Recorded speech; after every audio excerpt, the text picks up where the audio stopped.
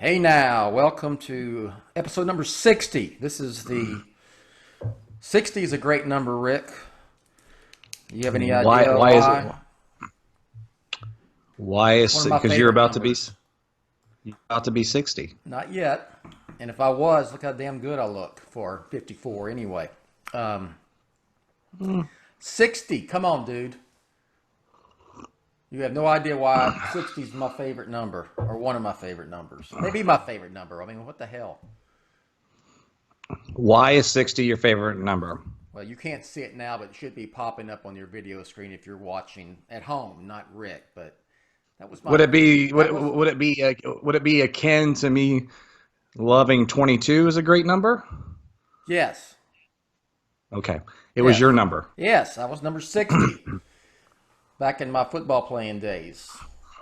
Offensive guard, 22 Ramey, 5A, 22 Ramey 60. yes, district 22 5A, offensive, all district offensive guard, 1983 football season. Anyway, so this is the Bill Ramey edition of the Batman on Film vlog, and if you don't know who that guy is on the camera with me, that would be Rick Shew. You know, he shows up at times and then gets on social media and claims he does all this shit for Batman on Film. But here he is. He's back. He's back, and we're going to talk about the Batman. Little thing called real life. Yeah, yeah, I understand. No, I've been really busy, you know, with all kinds of stuff and work and the new bar and just stuff. But I've not left. I would never leave. I'm here and I'm ready to get active again. I'm going to be writing something for BOF soon. I mean, I did that Star Wars satellite show with Paul and Shuri and Zachy. That was great, but that's been a while. But this is Batman stuff, and we're back. Was that in January? Yeah. Okay. No Star Wars, nothing else. We're going to talk about the Batman. No, I know. I'm just saying Yeah, the last I time know. I I understand. Yeah, we're going to get Right. right into it. So, No, it's Batman time, baby. all right. So the Batman is filming. I mean, filming has been for a few weeks now. I don't even know if I've been on a show with you when we have known it's officially called the Batman, which I think is great. It's well, we knew it was the Batman, but I mean, you haven't been for sure. Haven't been on since they've been filming. Right. You haven't been on. You know, we did the show with the video, the camera test, video reveal of Robert Pattinson as Batman that dropped. Lowry and Garrett, that was good. I actually watched it last night. I love that. So you didn't get to say anything about it. I mean, what did you think about the quote unquote camera test? So I share everyone's sentiment. I mean, I say last night because I watched it last night, the show that you guys did on it. I thought the music was haunting. I thought it was a rather brilliant way to do it. It was very unique. The only problem with it, and this is I don't want to ruin your intro to our topic here, but the goodwill that sort of established with me has. I mean, look. We'll get to the main topic here, but let's just say that they got off on the right foot and then they kind of dropped the ball after that. But the isolated video is awesome. Okay, I'm gonna say this before we start. I'm gonna play more of a devil's advocate with this topic because I did write a op-ed on Batman on Film, which I presented my opinion about. It was an op-ed, what I thought about what happened here this past weekend, and I'm on the same page with you. So I will just play a little devil's advocate just for conversation's sake. So here's the deal, folks. The Batman's filming. Last weekend they were in Glasgow, Scotland. They were filming Friday, Saturday, and Sunday, just a few days ago, on location. And was it, I think Friday, was it? Yeah, I think it was Friday. By Friday afternoon, which was, you know, in the evening over there, there were spy pics. I mean, I'm talking high quality spy images of not Robert Pattinson in the bat suit. But No, that's a stunt double. it was a stunt double, motorcycle, a guy riding the new motorcycle, Batcycle, whatever you're going to call it. In the film, and I mean, basically a full-on look at the suit. Mm-hmm. I mean, now Right. The issue is, yeah, go ahead. Go ahead. Well, I was going to say, and let's also just recap this for those watching. The suit reveal, as cool as it was still rather ambiguous, right? You didn't see Yes. you didn't see anything down from the chest. You didn't see the ears, so it was a quasi reveal. Yeah. So I mean, right, okay, they were keeping stuff hidden, probably on purpose, I assume. But whatever. So they okay, do this reveal, and I thought, okay, that's cool. Now I had, and so when I knew they were filming, because I wrote about it on Batman on Film, I said, I hope they put out, if it's the Batmobile involved, if Pattinson or if the suit's involved, put out a high quality publicity still of both, and then you make the spy pics a moot point. That's just, look, I'm not into the PR business, okay? And I will defer to the people who do that at Warner Brothers. But to me, I'm putting that out there before any spy pics are taken. And I'll give an example, and I always use this. The day before, Anne Hathaway and a stunt double was going to be on location in Pittsburgh filming The Dark Knight Rises with the Bat Pod. Warner Brothers and Nolan put out a picture of Anne Hathaway, a publicity still, on the Bat Pod. mm-hmm. And it just, to me, just negated any kind of impact that, specifically negative impact, that would come about if you saw that out of context, not in proper lighting. I mean, without the whole editing process involved with the film. Right. And that's what happened here. Yeah, what's driving the narrative Okay. right now on the new Batsuit online And is we are going to talk about the bat suit. So if you don't want to know anything, if you were fortunate enough not to see the images because you don't want to see them, we are going to describe the suit. So I will not show a picture here on this vlog, but we will describe the suit. So, all right, go ahead, Rick. okay. So what I was going to say, I wasn't even going to get that specific. I was just saying, but what now? Pardon me. What now drives the narrative of the aesthetic of that suit is the spy pics. That is now the first impression that millions of people have. To your point, right? Yes. You put out a publicity still with him standing in front of the car, which we'll get to that in a moment. They can still write this wrong a little bit, right? Okay, but you do that, and then that's the first thing people see. That's what's in their mind. That's the first thing they think of when they think of the suit, and then all the spy pics just become like, that's just noise, and like you said, it negates that. Now they're going to be chasing people's view of that suit based off crappy spy pics. That's a stunt double that doesn't have a cape. Will probably be CGI'd later. That's not even Pattinson. The first look at the bike is crap. But what they could do, Bill, if they're smart, and I know they're smart. I mean, we know that.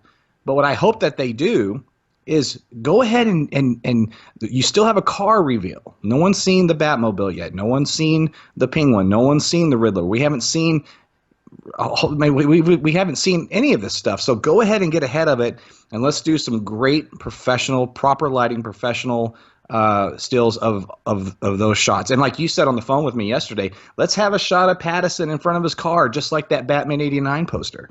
Go ahead and just get that out there. Let that be the first image of. I mean, hell, Snyder did that even. I mean, the Affleck shot with him in his car was a cool picture. And Yeah. right, to give Snyder credit. Right, so do something like that now, like tomorrow. No, like now. I'm not saying let's dump a bunch of pictures of all the characters in costume right now because there's time for that. You don't. But if there's Before you start filming outside, you need to. yeah, that's the point. Right. That's the point. And If you're not- and there were shots of Zoe Kravitz's stunt double riding the motorcycle as well. So, but still, I don't believe her nor Pattinson have been. There are no spy pics of them in costume. I don't even know if they were in Glasgow because it looked like just a bunch of second unit stuff that they were doing with that Batcycle. So, Anyway, to play devil's advocate here, and I'm going to credit Robert Reinecke, who been a long-time contributor to Batman on Film. He said, "Oh, it's not really a big deal. They got a lot of publicity off of it because it did trend like a MFer. It did. I think it trended more and got more viral than the camera test the week before." Yeah, because of clickbait. Yes, it's a clickbait culture. Yes, and I'm really disappointed. And there's many outlets that I expected to run with that. But man, I'm getting to the point now where I don't even know who's left other than us.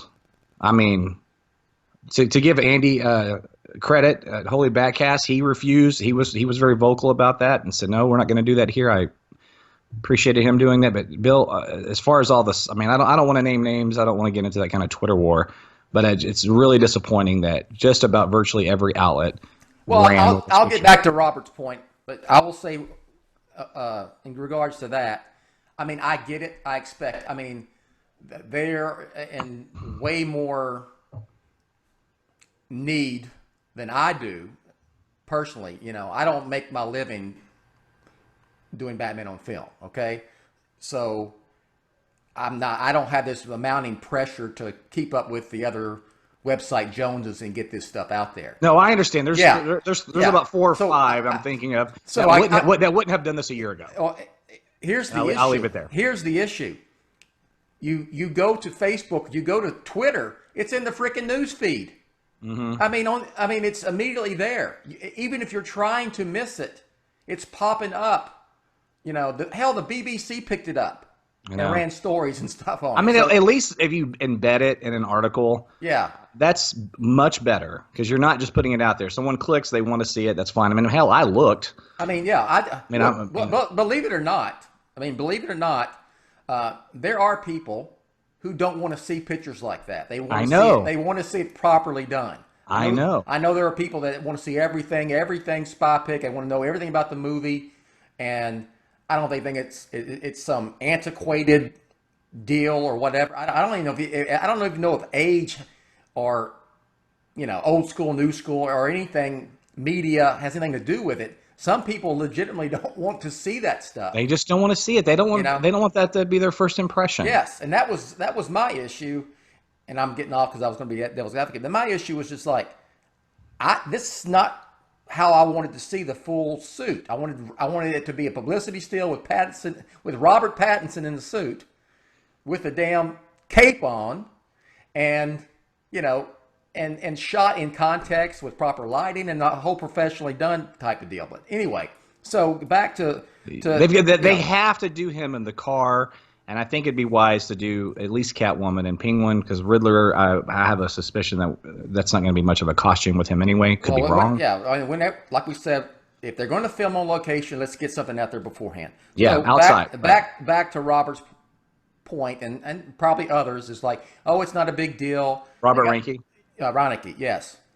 There's a lot of, you know, they got a lot of publicity off of it. It's negative, but you know what? No one remembers all the negative nonsense over the casting of Michael Keaton as Batman and Heath Ledger. And you know, by the time the movie came out, I mean, look, they were both huge successes, and so forth and so on. So, what would be? I responded. What would be your response to that argument that it's not that big of a deal and you got publicity out of it? Like, you know, the old adage, you know, the only bad publicity is no publicity, you know? I mean, I don't think that in the long run this is going to hurt the movie necessarily. No. This is more of a short-term issue. Yeah. Okay, I mean, the movie's going to be fine. As long as Matt Reeves delivers, which I think he will, all this will be forgotten. But we're talking about now in the real time. It's just more aggravating than anything that's now driving the narrative of how this Batman looks. Yeah. Okay? I mean, fans are going to be fans, and we can't chase every fan's opinion. We certainly can't chase fandom. You and I tried that, I think, in 2017, failed miserably, and we don't do it anymore. But a little bit of a joke there. But was that 17 or 16? Whatever year that was. Jesus, how much time has gone by now since Justice League? Good Lord. 3 years since Justice League. Yeah, my goodness. But anyway, I almost made a joke about releasing something, but I'm going to move on. But the point is that they could have controlled that. They could have controlled that, and we could have this image in our head of this really slick, sleek, cool, badass costume, and the bike, and hopefully the car. And instead, it's just we're inundated with all these spy pics, and everybody's picked them up, and that's how the suit looks in people's heads. They can still fix this, but they should have known better.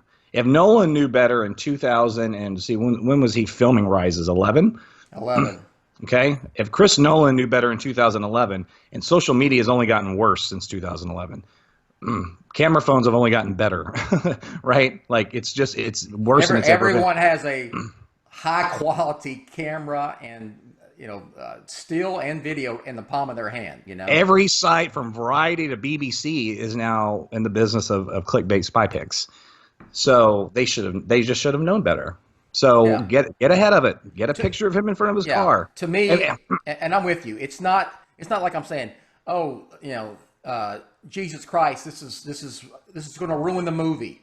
No. And these people, and all these people who are complaining about the suit, every one of them, Rick, every one of them will be in the theater, probably the Thursday night early screenings on the 24th of June, 2021, watching the Batman. So, Is this the same people that had a meltdown about Ben Affleck's casting and now he's the best Batman ever? I think it's the same faction of fandom. It's the same deal. Mentality. I mean, we've seen it before. That's true about Affleck. Michael Keaton, Heath Ledger, Anne Hathaway. I mean, go down the list. Then they're the greatest ever. And so I think the same thing with the suit. I get it. Some people may not. They may not like it. They may not like the suit. I wasn't a huge fan of the BVS suit. I thought it was puffy, and it was just. I mean, if you're going to go with like something it's supposed to be Kevlar armor cloth base, well, can it be that more than just? It was a rubber suit. It's what it was. When it's all said and done. But anyway, really, I've liked all the Batman suits for the most part. I mean, all of them, to be honest, except for that silver and blue one from. That one from Batman and Robin. But anyway, back on track. So what is that ringing? Oh, yeah. We have a landline now. We got it for emergency purposes. Like if my father-in-law is over here and doesn't have a cell phone, he has the kids, that damn thing just ring. 1985 call. I'm telling you, it's terrible. Phone back. Oh, noxious. Landline. It's a landline. Yeah, that's why we have it. Well, speaking of landlines, I had a landline where I had the rotary dial at one time when I was a kid. Wow, I did too. Yeah, so I mean, some people don't even know what I'm talking about. No, I'm sure. So I can remember when call waiting came out. I remember at home going, so hold on, I can answer. Yeah. Oh my God, this is cool. And it was super awesome. Yeah, it was super awesome.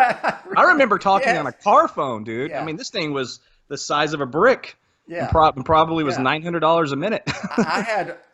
My first one was in a bag. Remember those? I remember them from yes. I wasn't firsthand. I was a little young for those, but early '90s in a bag. Early '90s. I was thinking more like mid '80s. No. Well, they probably were like that then, but I mean, literally. I mean, 90, 91. The first time I ever had a cell phone, it was in a bag. Anyway, we got way off tangent, but I had a beeper.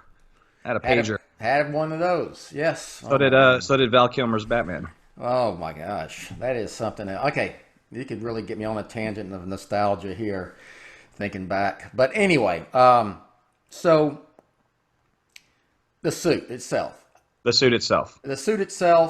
Let's see it. I think that a lot of and of course, this is with any of this, whether it's casting or the look of a suit, is that people were expecting something different. No. They wrote it in their head? Yeah. I really think they envisioned it in their head and it wasn't what they wanted, so now they hate it? And I'm not disparaging. Look, I tend to expect, we all have expectations, but I don't. It's not what I expected. No. I knew that it was going to be black, and I knew it was going to be homemade looking, which it is. I mean, that's what they're going for. It's something that he is putting together. He's not getting it from Wayne, Applied Sciences at Wayne Enterprises from Lucius Fox, So it's something he's putting together. and I get what they're going for. But still, it would look better if it was in a publicity still and it was shot the way it will look in the movie. You know what I mean? Right. Yes. And all that stuff that you're saying about he made it, and there's a reason for that in this film. Yeah. Yes. What that reason is specifically, obviously we don't know that yet, but it's all about the context of the film. The Dark Knight and Rises suit. I didn't like it when I saw it in a picture, but when they're in when he's in Hong Kong and he uses it for the first time, I'm going, oh, I get it. Now it works for me. I get it. It works for me in the context of these movies. In a picture, it just didn't quite work. So just remember that, right? Just always remember. I think a lot of people really were expecting this to be blue and gray and look like it came out of the 1975 comic book that Neil Adams drew. You know, I think that was a lot of people were expecting that for, you know, and it's what it is. It's a black Batman suit that looks like he has put it together himself, and we'll find out why. And let's always be careful what we wish for, guys. So Yes. that would probably not transfer to live action 2020. Yeah. So my Yeah. my point is, again, I'll say it about the suit. Wait till you see it in the film, just like casting. Wait till you see the performance. You know. Yeah. That's my advice. So, I mean, It's a stellar cast.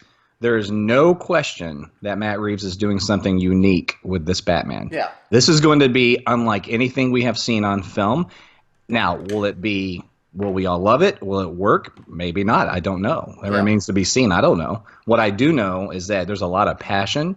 There is a clear vision, and there is a stellar cast. So right now, I am so stoked and so on board for this movie that I'm slowly getting Batman fever again. I'm writing this right now, and I'm gonna have it up on Batman on Film, and we'll just touch on it briefly.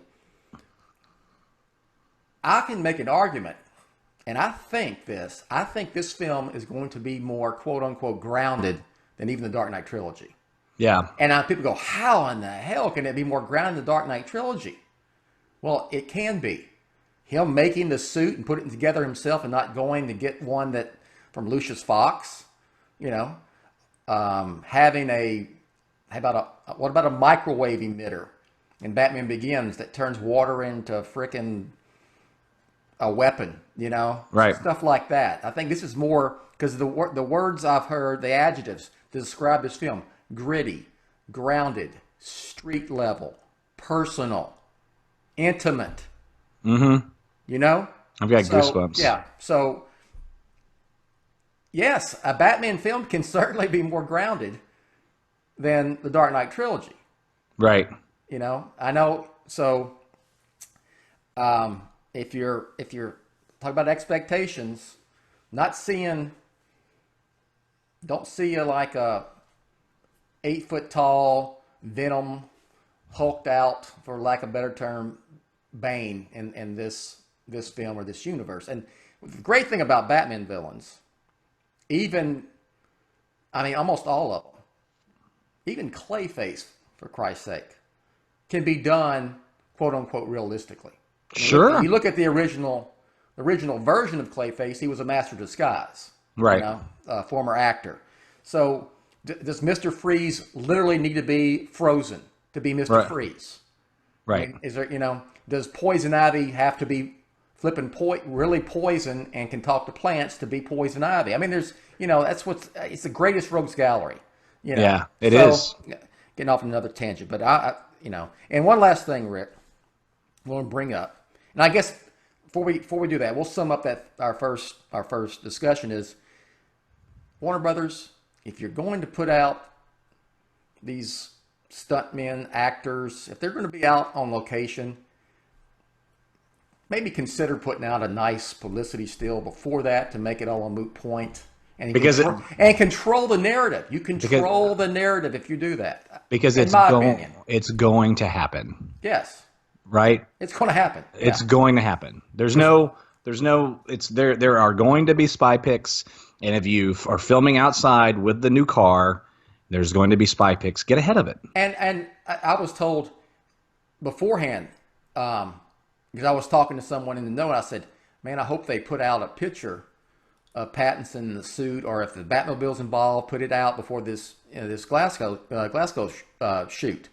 And they were like, "Man, it's supposed to be like really locked down, like the whole area is carted off, and police are involved in keeping people out, and they're confiscating all the cell phones from the cast and crew, and so forth and so on. It's locked down as It didn't take long before the first one showed up, Right. at all. So At all. yeah, And there's apparently some other pics that have leaked that could even be on the set. I don't know if those are real. I don't know, but all the point is just get it under control.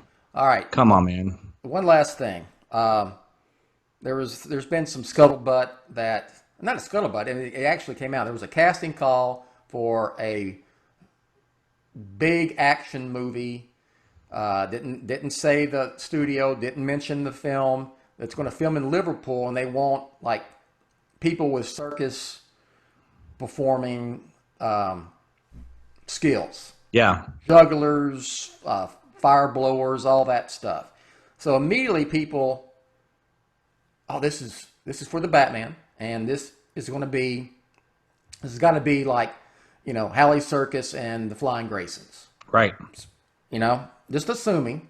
And I had been told previously that the Batman will shoot in Liverpool at some point. I was told it was going to be for Batmobile scenes, like some second unit stuff with the Batmobile. But what if it is? What if they incorporate, the Flying Graysons and the circus deal at some point in the Batman? And what if the murders of the Flying Graysons is part of this conspiracy, this right. This murder, this corruption that Batman is investigating because it's a detective movie in the Batman. Right. I read your article on that, and I would be completely on board. I love the idea of it. Talk about it being personal, right? For him to witness a young boy witnesses his family getting killed in front of him. That's horrifying, and obviously that's that's who he is. So that would be there could be a real interesting arc with that Batman with I guess Dick Grayson, Richard. I would assume it's probably the incarnation that Matt Reeves would use. Obviously he would if it's the Flying Graysons. Duh. Okay. So I'm on board. I think that I think I'm with you, Bill, that I much prefer Batman on his own. And when we say that, I don't mean just without Superman and the Justice League. I mean even without Robin. But Robin is such an integral part of the history of the character that we can't ignore that. And I wrote an op-ed last year about how to do Robin right on film. It was just my personal view on it, and I would love to see a take and have a traditional Robin. I only say traditional because the last Robin we got on film was Nolan's, and it worked, and it was brilliant for that universe. But I would be completely on board with seeing an actual full blown Robin in like the second or third film of the trilogy. I don't want it right out of the gate, but you could have Richard with him. I don't know, man. I'm on board with it. I think if that's the route they're going, that's fantastic. Let's just say that it's not, because we don't know. It's just speculation. But I do think that same vibe that it gives me, that same feeling, I think that's what we're definitely going to get in this movie. I think it's going to be personal. I think it's going to be grounded. I think obviously we're going to see him as a detective like we have never seen him in films, and we've said this a million times. I do think it's overblown to say that he hasn't been a detective in the previous films. He most certainly has. He was in '89. He was in the Nolan trilogy. He was in B versus S even as well. So it's there, but to really focus and hone in on that, I think that's going to be one of the things that makes this film stand out from all the other live action Batman films just out of the gate, just that alone, right? Much less all the other nuanced things that come along with it. But so I'm on board. I'm completely on board. I'd love to see him. I'd love to see a Matt Reeves Robin. I would think to argue against my premise would be, well, I would think that if there was going to be the Flying Graysons and a child, a 10 or 11-year-old, was going to be cast as Dick Grayson, they would have probably already done it by now, and maybe that would have gotten out at some point. That's, maybe not. Maybe they kept it under wraps that much. And on the other hand, Reeves has described it as, it's whatever the crime he is getting involved in as far as investigating and trying to solve whatever it is, it ends up being personal for him, and it's going to take him through an arc. So that certainly, watching Dick Grayson, this 11, 12, 10-year-old child, have his parents killed in front of him, just like he had experienced, 20 years or 15, 20 years before that, would certainly be personal. And so would Rick. Maybe he gets, and maybe through the course of this, it's some small murder that ends up along the way involving him finding out how and why and who killed his parents. Maybe, he doesn't know it's Joe Chill yet, or there was, maybe it was some kind of nonsense, something involved with corruption in Gotham that led to the murder of his parents that he discovers along the way. So it could be that as well. So, yeah, and it could be somebody else that murdered his parents for this movie. I'm okay with that. I mean, Tim Burton did it in '89. It worked. Jack Napier certainly wasn't the guy that killed his parents in the comics. So, yeah, I'm on board, man. So, yeah, we'll see. And if you cast a strong actor that's 9, 10, 11 years old, and you watch them grow over the course of an 8-10 year period over 3 films, assuming that's what we're going to get, you really get invested. And by the time, say, the third film rolls around and he's 16, 17 years old, he's really 16, 17 years old, not Chris O'Donnell 17 years old. That makes Robin more doable in my opinion. You know what I mean? Yeah. I give Joel Schumacher credit. There's some good stuff in Forever, especially with Dick and Bruce. But every time I watch that, and I don't like the movie, but I like some of their scenes. But so it's like I just want Bruce to look and go, dude, go get a job. You're like 20, 22 years old. Get an apartment. Yeah, I mean, because so we could. You wouldn't have a 12-year-old kid out fighting crime. And then you can't do that either, right? I mean. You can't. I know it's in the comic books, but this is not a comic book, okay? Yeah. Sorry. Well, it's also not 1957 either. Yes. Okay. Yeah. Right. Just there's certain things that just don't translate to not only live action, but to now. Right. Yeah. Yes. So much more, a little too politically correct world that we live in for that to happen. Yeah. It's like child abuse. So we'll see. I mean, who knows? That was a hypothesis I threw out there. I have no idea. Yeah. One way or the other. So we'll see what it is. We'll see what's personal, what's emotional, and what arc the Batman goes through in the Batman when it rolls out here. And we're getting to the point. It's like a year out almost. We're already in March. March is coming up. God, it's already February 25th. Yeah. Good Lord. So we'll be able to say pretty soon here in a couple months that 1 year until the Batman. So all right, that's all I got. Rick, anything else? Nope. Let's get out of here, man. All right. Anything to plug? Just follow me on Twitter at ShewRick. I'm very careful about putting anything about politics, but and crossing over on this. But I do want to plug my most recent political podcast. It kind of ties into BOF. Zaki Hassan came back on the show. Everybody knows Zaki, and Bob Seska is our guest, and we just talk about the Democratic primary. But the reason I'm bringing it up, please listen to it. It just went live today. But Bob Seska, if you know who he is, he's a very popular podcaster. He's been on, he's an author. He writes for Salon.com. He is a huge Batman fan. And if you listen to the show, he starts off at the top of the show. He's like, so we're going to talk about Robert Pattinson's suit. And then he makes a Snyder Cut jab in the thing. And he so is itching to talk Batman, and he's such a freaking awesome guy. So I asked him, I said, would you please come do something on BOF with me? And he was like, absolutely. So I'm going to get Bob Seska on something, and because this guy wants to talk Batman. And did he know? Oh, I don't know if he's into the all the comics and everything, but what I can tell you is that he loves the character and he loves the movies and he loves comic books. Okay. Yeah. So right, that'll be fun. Just somebody new. All right. That's it. Sound like I was speaking of 12-year-olds, sound like I was going. My voice was changing again. You ever see the episode of the Brady Bunch where Peter's voice changed?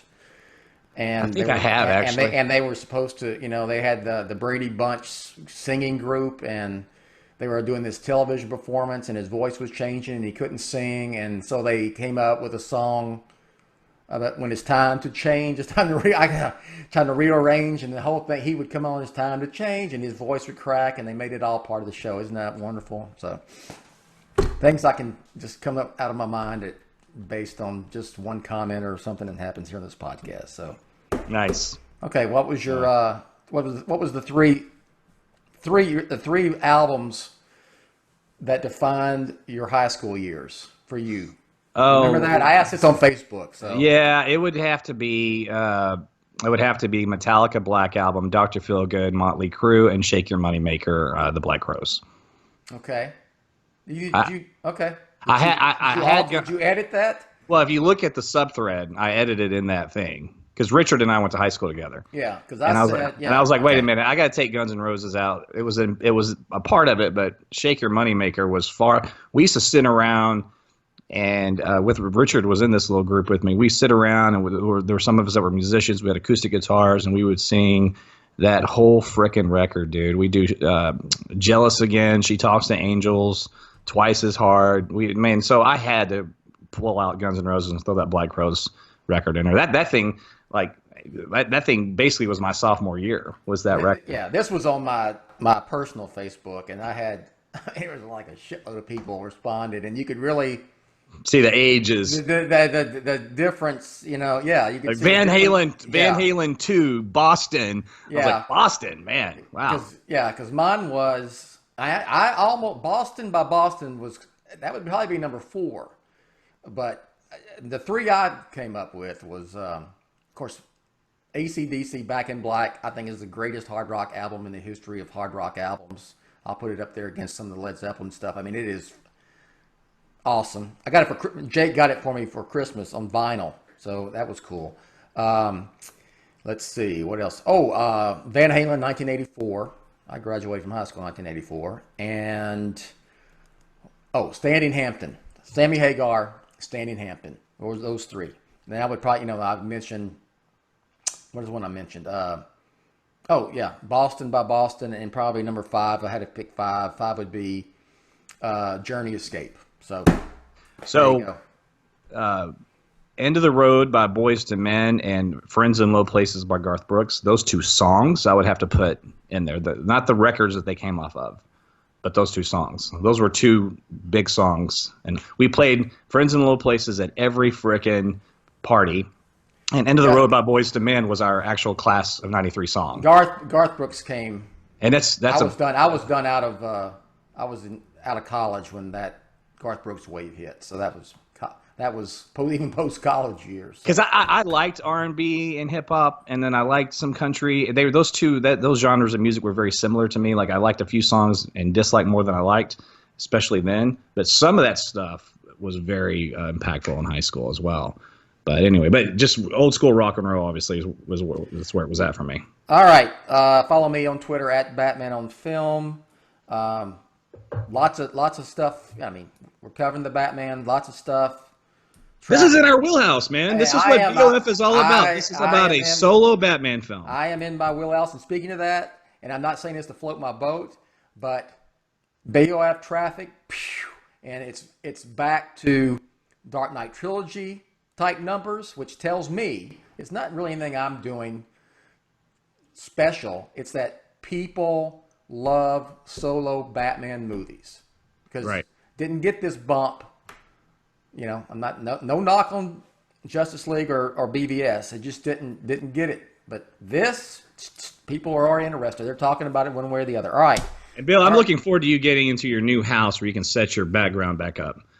Yes, if you could only see, I mean, this room is full of boxes, so that's coming up too. We're going to be moving to the DFW. All right. You got a bunch of sun on your face. It's time. I know. Well, it's actually my hair is just my hair is so awesome. It glows, dude. It just turned into a white alpha. It just freaking glows. All right, here we go. Batman on Film, authoritative, definitive. And the Dead Gum Original. All right, we'll catch you next time. Thanks for watching or listening, because I'm putting this on a podcast too.